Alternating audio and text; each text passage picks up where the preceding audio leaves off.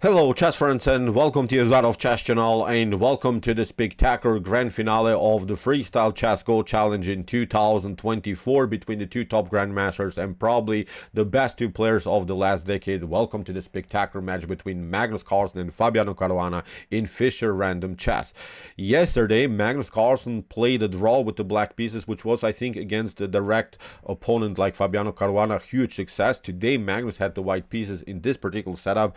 If the game ends now with a draw, then they have to play the tie breaks, additional games. Let's see now what happened. In my opinion, it was really spectacular game in Fischer Random Chess. So in this setup with the white pieces, Magnus opened with the move g4, going into the G.O.A.T opening. It's of course not the G.O.A.T opening because we're in Fischer Random Chess. G4 in classical chess, in normal chess is pretty bad. But in the Fischer Random Chess, you're supposed to play first of all with the pawns that are supported by your heavy artillery, by the rooks, by the queen. So now g4 makes perfectly sense, and Magnus is building already here a space advantage on this side of the board. c6 by Fabi. Now another interesting move here by Magnus, queenside Carlsen. We have now g5 by Fabi, also competing now on the king side. h4, very interesting choice again by Magnus, putting more pressure against the king side. We have h6 by Fabi, d4, and now after move d5, Magnus again plays very aggressively here. That's what I liked about Magnus Carlsen's game today. He played very actively, very aggressively, with very tensed battles already all over the board. The pawns are very dynamic, so Magnus is not allowing here some static, really solid positions for black. Is challenging here Fabiano Caruana immediately. What should black do? If you play d takes e4 here, if you take, then queen to e4 and g takes h4 seems tempting because now the queen is deflected from the defense of the pawn on h4, but white can get the pawn back very easily, will eventually get the pieces back into the game, will eventually attack the pawn on h4, and in this scenario black is left with a weak pawn here on h6. So when Magnus takes out now the pawn, of course, then this is then the battle, huge battle then for the h6 pawn. So this is not working. So after move e4, here also queenside Carlsen by Fabi. Knight to b3, knight to c7, and now knight to c3. Slowly but surely, I think this position becomes, I would say, a normal position in chess. Nothing really wild spectacular. The knights are here in front of the king. The king is secured by queenside Carlsen. What you need to do now for white and for black is of course to develop the bishops. Now the bishops are not good, so that's why here after move e6 by Fabi, Magnus goes immediately with the move bishop to d2, puts more pressure against the pawn on g5. We have bishop to e7. We have now f4. Again, another beautiful move I think by Magnus. Here Magnus is going for the attack, is going here for the best continuations. And again, I think black has a tough time if black takes here the pawn on h4. If that happens, then after e5, we can notice that Magnus would still in this line have a great control of the c5 score, so no c5s so far are working here for black. And then the basic goal, the basic concept here is to play bishop to d3 and then to push the pawn on f5, maybe even f6, maybe even later somehow g5. So block the bishop, then take the pawn, pushing the pawns forward. So taking here is not an option, I think, here for Fabi. Also g takes f4 invites simply the bishop into the game. In my opinion, not a good continuation also here for black. So after move f4, that's why Fabi played normal development with knight to d7, e takes d5 by Magnus, c takes d5 by Fabi, and now f takes g5, h takes d5, and now again an interesting choice here by Magnus, h5. And here white should be even much better because of this supported pass pawn that will cause now many positional problems in black's position. Black is always stuck to the defense of the potential promotion on the h file, and you see how problematic this pawn will on h5 now will come for Fabiano Caruana.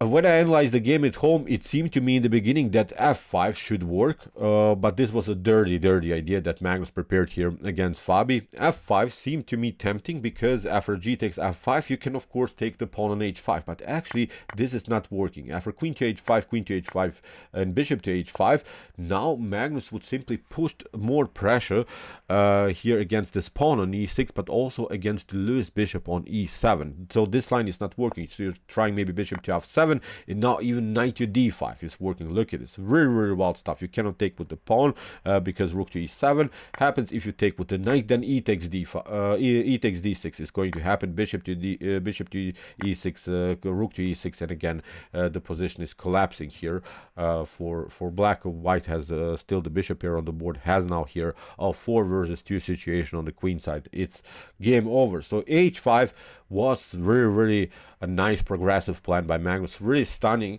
how Magnus sees these ideas, although this is probably not a familiar position to him, because this is not a position that you get out of the common openings, where you have maybe somewhere the lines prepared at home, where you somewhere have already covered this types of position. No, Magnus calculated everything here for himself. So you see this progressive defensive idea with the move f5 is not working here for Fabiano Caruana. Fabi goes with knight to b6, wants to occupy the c4 weakness. We have bishop to d3. Magnus is putting more pressure, wants simply to push the pawn further. We have queen to h6, and now rook to f1 again here by Magnus Carlsen, putting more pressure now against this backward pawn on f7.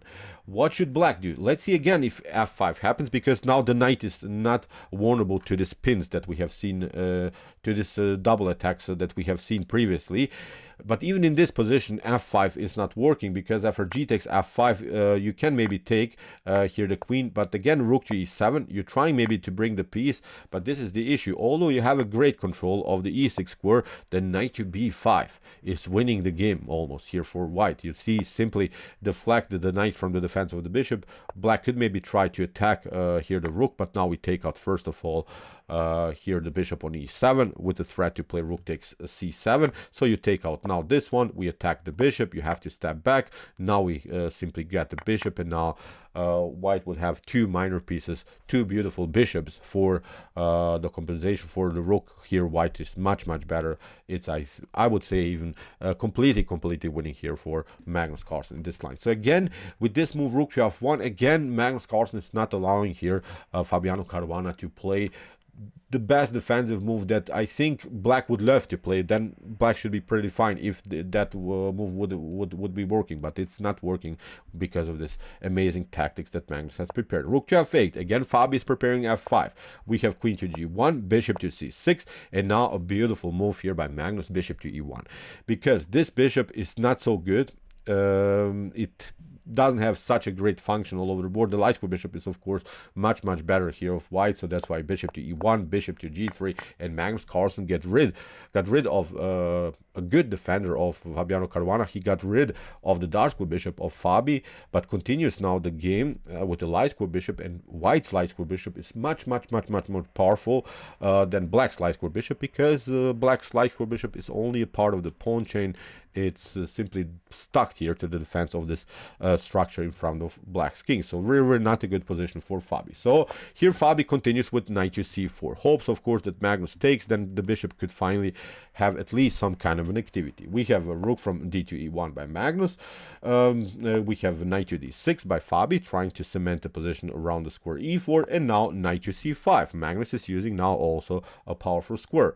What should black do? If you play b6, and of course knight to a6, knight to a6, bishop to a6 leads into complications, because then white would simply cement the position on dark squares, would simply play a beautiful blockade, if possible even somehow to cement the position here around the square f6. If you play f6, then you're left of course with the pawn on e6 hanging, so it's simply not working. It's very hard for black to improve this pawn structure on the king side. Very cool play here so far by Magnus Carlsen. So b6 could be playable, but doesn't make sense because of the simplification that's actually favorable here for white. So we have now finally f5 by Fabiano Caruana. Finally Fabi is breaking through, but now Magnus finds again a beautiful move, queen to e5, and this move is actually indirectly of course attacking the pawn on g5, also still stays with an attack against this knight on d6, but also is attacking the pawn on e6. So you see,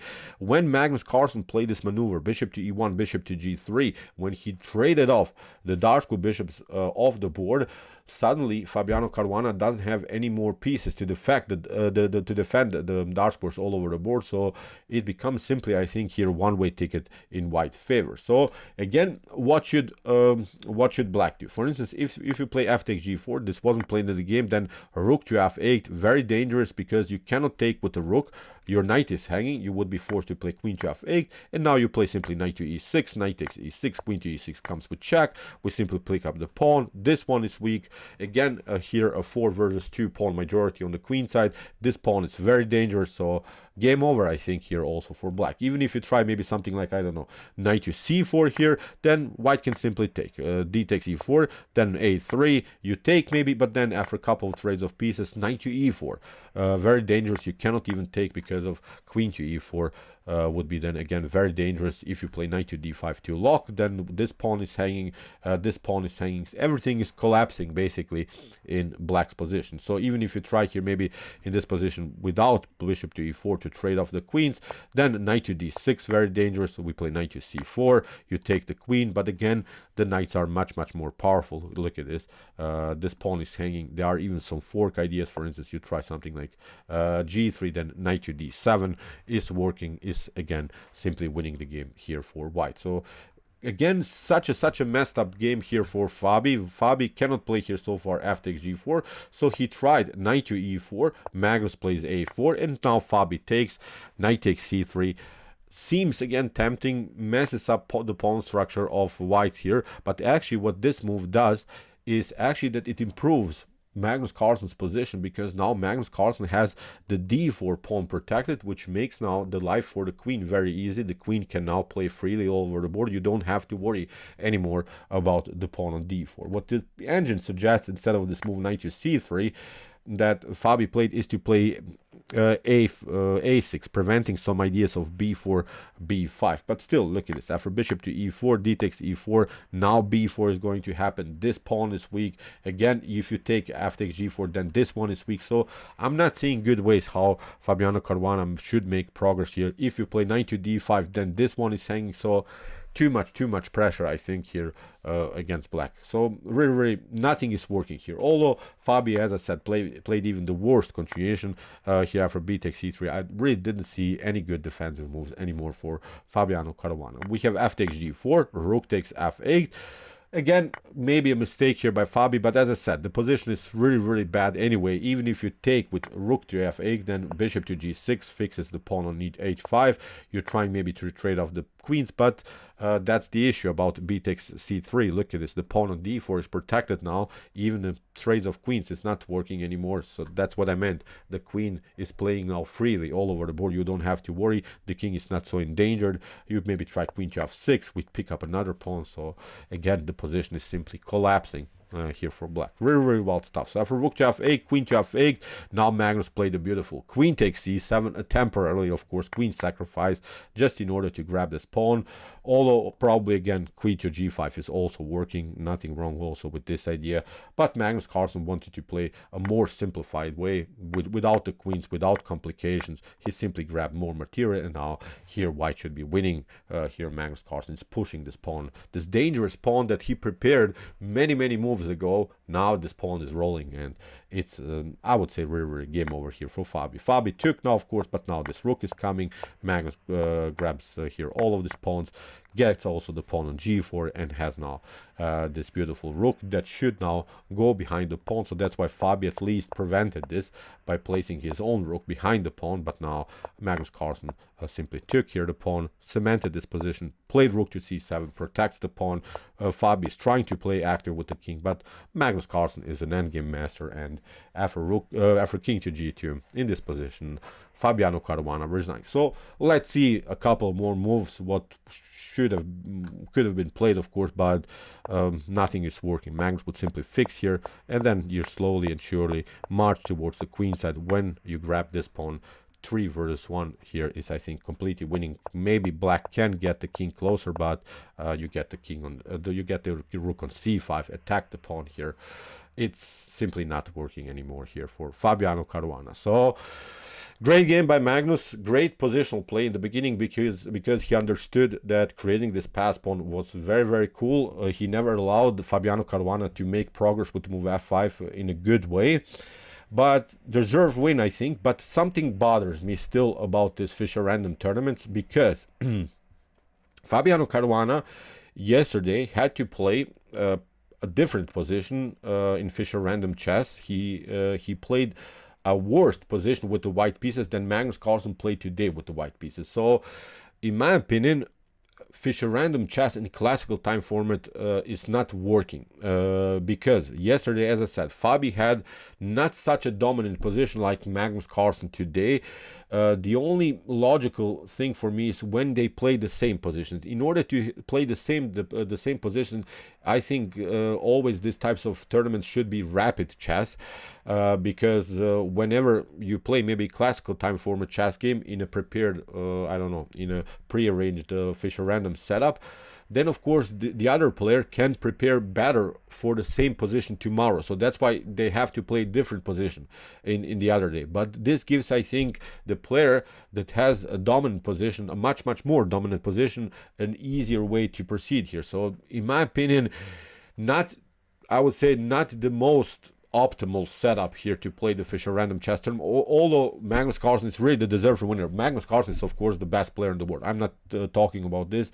Whenever a tournament is going on, Magnus is always the favorite. But what bothers me, for instance, in this setup that Magnus Carlsen today played, the Stockfish engine evaluates this position as 0.9 in white favor. The other position that Fabi had to play yesterday, Stockfish evaluates this position as 0.3, so not such a huge advantage for white yesterday. So that's the only issue that I see. Although it was a beautiful tournament, although it was a spectacular tournament, but it has to be mentioned, I think.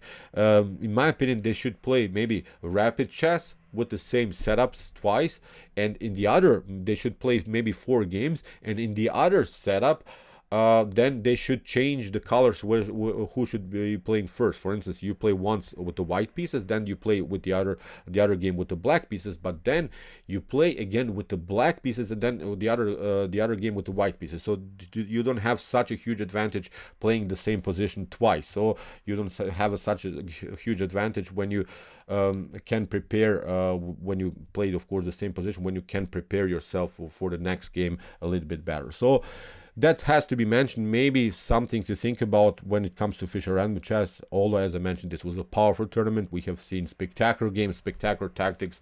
All of the other players maybe didn't win anything, but they played also great games. Alreza Firuza played great games. Also, Fabiano Caruana, Levon Aronian played many great tactical games. Huge tournament for us to follow, but of course the deserved winner and still the best player in the world is of course Magnus Carlsen. So okay, I hope that you enjoyed this game. I really enjoyed it a lot. Interesting ideas in Fischer Random Chess, great positional chess again by Magnus. If you want to see more Fischer Random Chess here on my YouTube chess channel, check out our coverage so far, and if you like this content, hit the subscribe button. See you soon with some more videos, and what do we say in the end? Chess is the best, of course.